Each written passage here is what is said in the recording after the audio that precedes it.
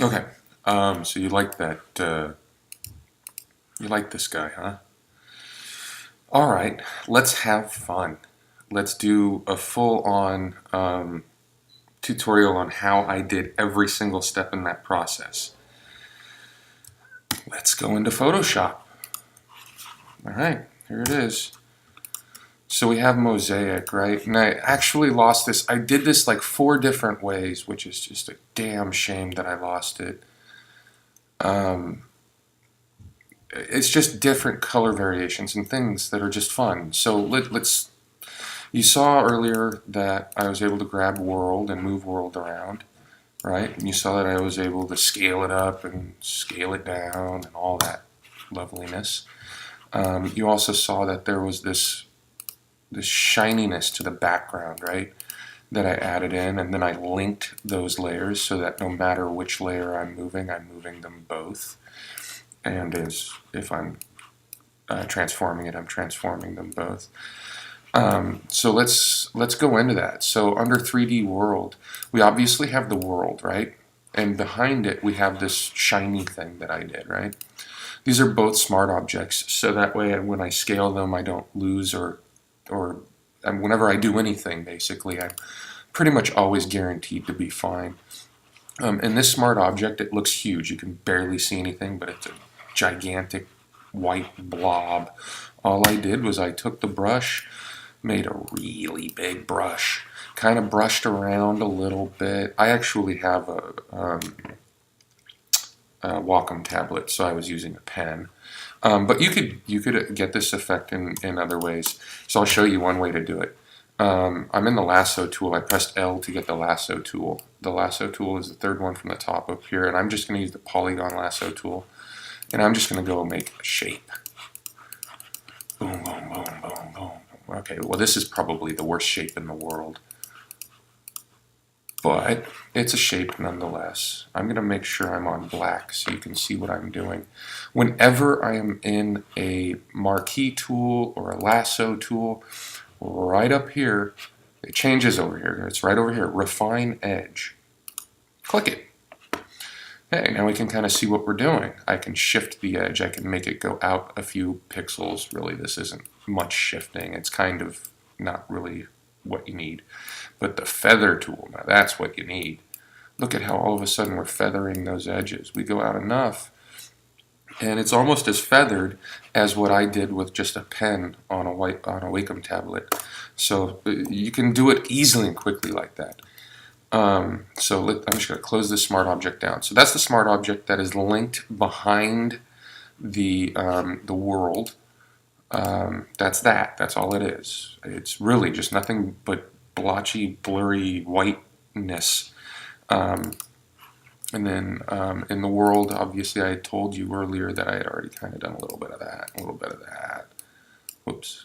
Hold down the Alt key, pull it in a little, pull it in a little, get rid of those extra white pixels. It's also a smart object.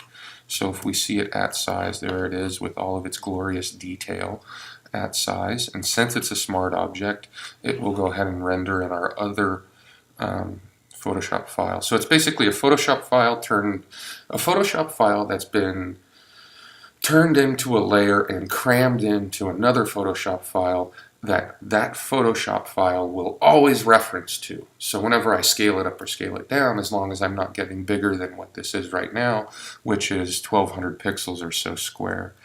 So that's a smart object. You can do that by right-clicking on any normal layer and converting it to a smart object. So if you ever go to like iStock or something, or even Google Images and grab an image, you open it in Photoshop, I would recommend that you immediately turn it into a smart object. That way, however much you scale, play, do whatever you do, you can always go into the original Photoshop file, smart object, whatever layer, and make some further changes to the original, so you're no longer killing the original. So on the Mosaic, this one was easy. This was the easiest one. I didn't like it the most, actually. Mosaic is nothing more than a few things. So when you open this Photoshop file, you will find that every single pattern that I've used from wood, which by the way, yeah, I know it looks purple, to bricks, which doesn't look right at all, to tiles, to this thing, to all kinds of patterns that I have in here. They're all going to be there. This is the Escheresque. That's one of the patterns I had done that I lost. But you'll still get them all. You can use them. So they're under the layer style. You just click over here on FX or click here, like this is the hide show. Click here on pattern overlay. You can choose any of the patterns. You see how it's blue in here? It's a small, tall pattern. It's pretty cool. I like it. It's nice. Nothing's really controlling it. This is where I was telling you about the hue saturation layers and the levels layers. So if I turn those two off, I get blue. But if I turn levels on, I get slightly darker. And if I turn hue saturation on, I get an awesome green. And it works pretty well with your website. So if we really wanted to, we could make sure that this line actually lines up perfectly with that color. So let's do that. Let's really go crazy with Photoshop, right? So we'll grab 3D World. We'll move him down kind of where he was. It doesn't really matter because this is nothing more than a tutorial. So I just took a screenshot and it's saved on my desktop. And let's just go zoom in, way in there. I'm going to choose the eyedropper tool. That's the eye, gets you the eyedropper tool. And I'm going to click this very last pixel. Be careful. You can click a 3x3 average of pixels or a 51x51 average of pixels. So if I select this black, it's going to be an average of 51 pixels square around it. So that's something. I'll just do a point sample. And it'll show me that it's going to be green, just like it was. I'll close that one out. And here's something fun I can do. I can just come up here, and I'm not doing this appropriately. You should always make sure you're checking it where you're putting your layers and shit. Because it's easy to end up with a few hundred layers. So what I did was I hit the G key for gradients, which is right over here, gradient tool.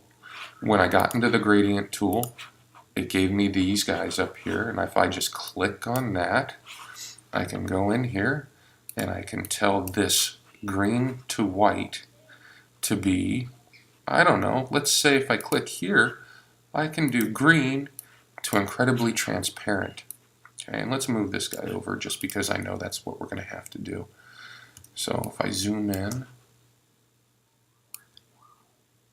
I'm holding down the shift key while pulling down right at the top. Okay, it didn't give me transparency and I'm wondering why. We might be able to get around that by doing an overlay on that layer. No, that's not working. Something didn't happen the way it was supposed to. So we just have a regular old layer. We can name it whatever we want. We should put it wherever it's supposed to be.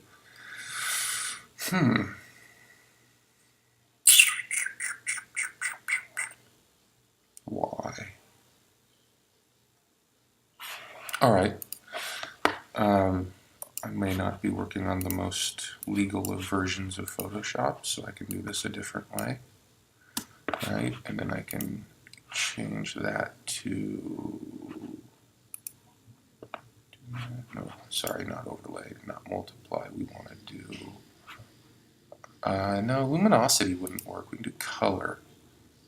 Right? Okay, so, alrighty. So we go back over here. We change the opacity by clicking on the top of the slider here. That's the opacity slider. The other one is the color part of the slider.